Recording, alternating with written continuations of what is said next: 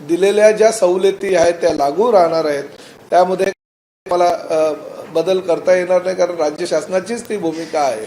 परंतु फक्त डिझेलच्या दरवाढीमुळे जर भविष्यामध्ये काही करावं लागलं तरच आम्हाला तो दरवाढीचा निर्णय घ्यावा लागेल. जी आपण एसटी मध्ये सवलत दिलेली आहे किंवा ज्येष्ठ नागरिकांना जी सवलत दिलेली आहे त्याचा फटकाही देखील या तोट्याला होऊ शकतो. नाही, बघा, राज्य शासनाची भूमिका आहे, शासन आहे, महायुती सरकारनं निर्णय घेतलेले आहेत.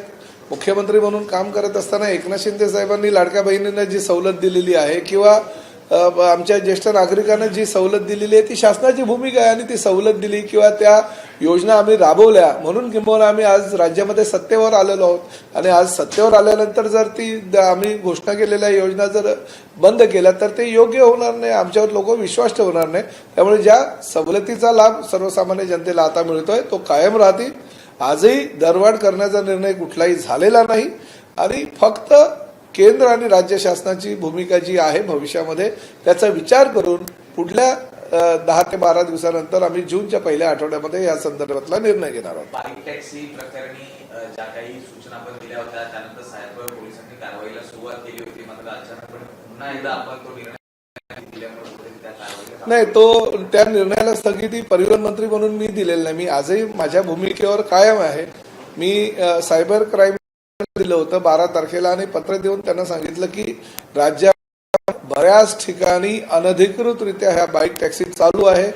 खरं तर कॅबिनेटनं मंजुरी दिलेली आहे फक्त ईव्ही बाईक टॅक्सींना, परंतु त्याची सुद्धा परवानगी त्या ओला, उबेर, रॅपिडो यांनी घेतलेली नाही.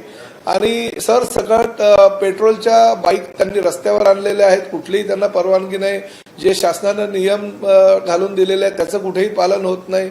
महिलांच्या सुरक्षिततेचा प्रश्न निर्माण झालेला आहे. अनेक FIR घडलेले आहेत. अनेक ठिकाणी महिलांवर काही संकट आलेली आहेत की एक महिला बाईक टॅक्सीवरून पडून मृत्युमुखी पडलेले आहेत. डोक्यावर हेल्मेट घातलं जात नाही. 2 इस्मांमध्ये पार्टिशनची जी शासनाची आहे नियम घालून दिलेले आहेत त्याचंही कुठेही पालन केले जात नाही. सरसकट बाईक टॅक्सी रस्त्यावर चालू आहेत. RTOच्या अधिकाऱ्यांनी जर त्यांना पकडलं तर त्यांना फाईन जे लावलं जातं, कंपन्यांनी असा निर्णय घेतलेला आहे की बाईक टॅक्सी बिंदास चालवा, जे फाईनचे पैसे आहेत ते कंपन्या भरतील अशी भूमिका कंपन्यांनी घेतलेली आहे. त्यामुळे RTOच्या अधिकाऱ्यांना जुमानत नाही. तर महाराष्ट्रामध्ये हे अशा पद्धतीचं जर ओला, उबेर, रॅपिडो सारख्या कंपन्या चुकीच्या पद्धतीनं जर इलिगल बाईक्स ह्या रस्त्यावर आणत असेल तर त्याला निर्बंध हे घालावेच लागतील. म्हणून आम्ही 12 तारखेला सायबर क्राईमला पत्र दिलं होतं की त्यांचा जो ॲप आहे तो ॲप रद्द करावा. परंतु 15 तारखेला सायबर क्राईमने गुगलला जे पत्र पाठवलं त्यामध्ये सरसकट ओला, उबेर, रॅपिडोच्या सगळ्या गाड्यांवर बंदी ही त्यांनी घातली. आणि त्यामुळे गोंधळ असा झाला की ओला, उबेर, रॅपिडोच्या फक्त इलिगल बाईकवर बंदी घालावी अशी आमची मागणी होती, परंतु त्यांनी सरसकट सगळ्या गाड्यांवर बंदी घातली आणि त्यामुळे गोंधळ निर्माण झाला होता 3 दिवसापूर्वी. आणि त्यामुळे ते पत्र मागे घेऊन आता त्यावर काय तोडगा काढावा आणि त्या ॲपमधून फक्त बाईक टॅक्सीना बाहेर काढून तो वेगळा ॲप त्यांनी निर्माण करावा यासाठी आमची आता आज बैठक आहे, त्यामध्ये आम्ही निर्णय घेऊ.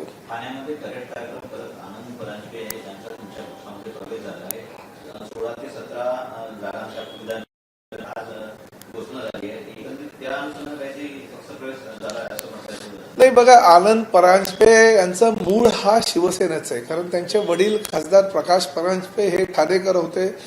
धर्मवीर आनंद दिघे साहेबांनी एकदा दोनदा नव्हे तर तब्बल 3 वेळा प्रकाश परांजपे यांना लोकसभेवर पाठवलं होतं.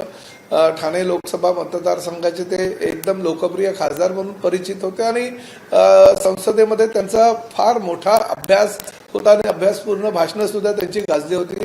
त्यांच्या निधनानंतर आनंद परांजपे यांना एकनाथ शिंदे साहेबांनी स्वतःच्या मुलाप्रमाणे सांभाळलं आणि त्यांना लोकसभेवर पाठवलं. परंतु 2012 साली ते पवार साहेबांबरोबर राष्ट्रवादी काँग्रेसमध्ये गेले. आता 14 वर्षानंतर त्यांना थोडासा पश्चाताप झाला म्हणून ते आता परत आलेले. परंतु त्यांचं मूळ रक्त मात्र शिवसेनेचं असल्याकारणाने ते स्वगृही परत आले. परंतु एक गोष्ट मात्र ह्या काळामध्ये श्रीकांत शिंदे नावाचं एक नवीन युवा नेतृत्व तयार झालं. कारण आनंद परांजपे नसल्यामुळे श्रीकांत शिंदेंना त्यावेळेस लोकसभेचा उमेदवार तरुण उच्च शिक्षित व्यक्तिमत्व म्हणून त्यांना लोकसभेला उभं केलं आणि प्रचंड मताधिक्याने जनतेनं त्यांना निवडून दिलं.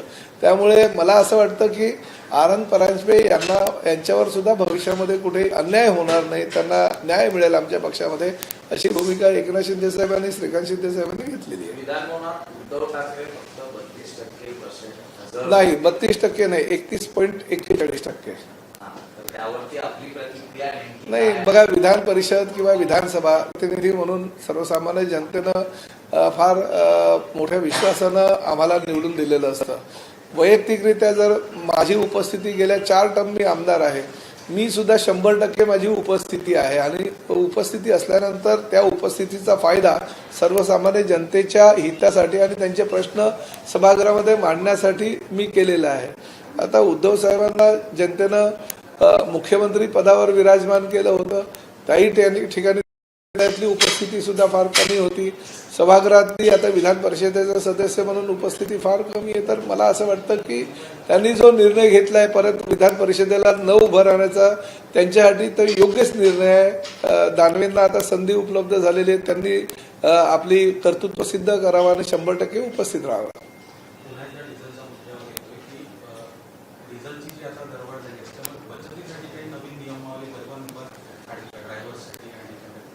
नाही, आता आम्ही जी बैठक झाली त्या बैठकीमध्ये सुद्धा काही निर्णय असे घेतोय की बचती ज्या ज्या ठिकाणी बचत करता येईल त्या त्या ठिकाणी आपण त्याची अंमलबजावणी केली पाहिजे. वर्क फ्रॉम होमसाठी आम्ही आता काही आमच्या अधिकाऱ्यांना सुद्धा त्या ठिकाणी सांगतोय की ज्यांची गरज आहे त्याच अधिकाऱ्यांनी कामावर यावं, किंवा ज्या ठिकाणी आठवड्याचे जे 5 दिवस आहेत तर 3 दिवस वेगळ्या अधिकाऱ्याने यावं, 2 दिवस वेगळ्या अधिकाऱ्याने येऊ आणि या माध्यमातून जर काही इंधनाचा बचत होत असेल आणि एसटी महामंडळाचा फायदा होत असेल तर तसा निर्णय घेण्याचा सुद्धा मी एमपींना सूचना केलेल्या आहेत. संजय राऊतांनी आपल्या पक्षावरती टीका केलेली आहे की शिंदे गट आणि अजित पवारांचा राष्ट्रवादी या अमित शहा यांच्या सिस्टर कन्सर्न आहे. बघा, मला असं वाटतं की संजय राऊत साहेबांनी त्यांचा उभाटा पक्ष आज सध्या कुठे आहे, त्यांच्या पक्षाचे आमदार काय करतायत, त्यांच्या पक्षाचे खासदार कुठे कुठे फिरतायत, याकडे लक्ष देणं गरजेचं आहे. आमच्या पक्षामध्ये काय चाललंय, अजितदादांच्या पक्षात काय चाललंय, भारतीय जनता पक्षात काय चाललंय, हे बघण्यापेक्षा त्यांच्या स्वतःच्या पक्षाकडे त्यांनी लक्ष केंद्रित करणं गरजेचं आहे.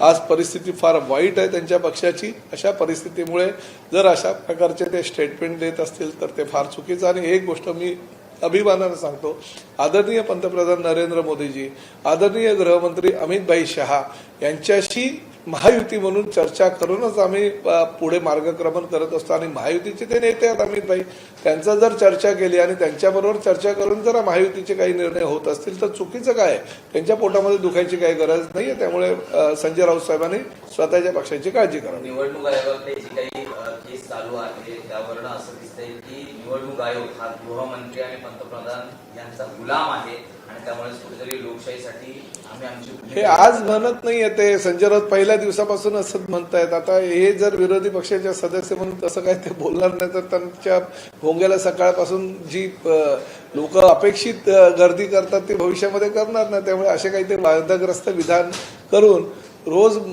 मीडियाला काहीतरी खाद्य देण्याचा प्रयत्न ते करत असतात. जर शिंदे दबावाखाली नसते तर आमचा पक्ष आणि चिन्ह हा कुठल्या गैराच्या हातात गेला नसता असं देखील ते म्हणतायत. शिवसेना बाळासाहेबांचे विचार, हिंदुत्वाशी त्यांची असलेली नाळ हे फक्त आणि फक्त एकनाथ शिंदे साहेबांनी ओळखलेली आणि खऱ्या शिवसैनिकाकडे, आता सच्चा शिवसैनिकाकडे धनुष्यबाणाची धुरा आणि बाळासाहेबांचे विचार आलेले आहेत.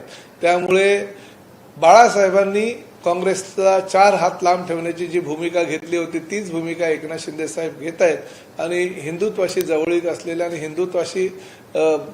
हिंदुत्वासाठी लढत असलेल्या भारतीय जनता पक्षाबरोबर युती आम्ही केलेली आहे. त्यामुळे हिंदुत्वावर आणि मराठी माणसाच्या विचारावर कुठेही तडजोड नाही, ही भूमिका जी बाळासाहेबांची होती तीच भूमिका एकनाथ शिंदे साहेब अतिशय चांगल्या प्रकारे त्या भूमिकेशी समर्पक असं राजकारण आणि समाजकारण करतात. 3-3.5 वर्ष या संपूर्ण खटला सुरू आहे. निकालाची प्रतीक्षा ही त्यामुळे कुठेतरी भारतीय संविधानाच्या संदर्भात या सगळ्या गोष्टी होत आहेत का? आमचा कुठलाही प्रॉपर्टीचा निकाल नाहीये, तर आमच्या त्या अस्तित्वाचा निकाल असेल ते म्हणतात. गेल्याच आठवड्यामध्ये माननीय सर्वोच्च न्यायालयाच्या न्यायमूर्तींनी उबाडाच्या वकिलांवर आक्षेप घेतला होता. तेही संजय राऊतांच्या अशा स्टेटमेंटमुळे कुठेतरी संजय राऊतांनी अशी स्टेटमेंट देणं आता तरी थांबलं पाहिजे, नाहीतर उद्या निकाल तर आमच्या बाजूचा लागणारच आहे, परंतु जर चुकीच्या पद्धतीने वेगळं काही झालं तर संजय राऊतांना मोठ्या न्यायालयाच्या अवमान प्रकरणी शिक्षेला सुद्धा सामोरं जावं लागेल. कारण वारंवार न्यायालयाच्या विरोधामध्ये असं ते बोलल्यामुळे न्यायालयानं सुद्धा त्यांच्या वकिलांच्या माध्यमातून आपले आक्षेप हे गेल्या आठवड्यात नोंदवलेले आहेत. धन्यवाद.